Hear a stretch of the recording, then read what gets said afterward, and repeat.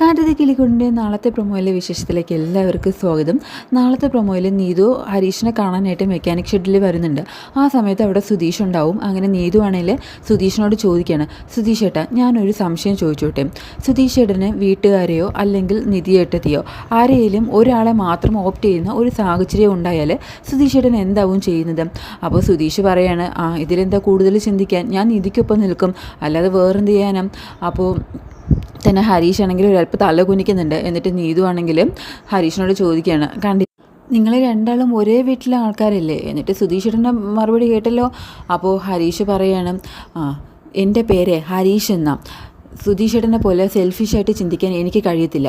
എനിക്ക് എന്നും വലുത് എൻ്റെ സുഭാഷേട്ടൻ തന്നെയാണ്. ആ സുഭാഷേട്ടൻ കഴിഞ്ഞിട്ടേ എനിക്ക് മറ്റെന്തോ ഉള്ളൂ.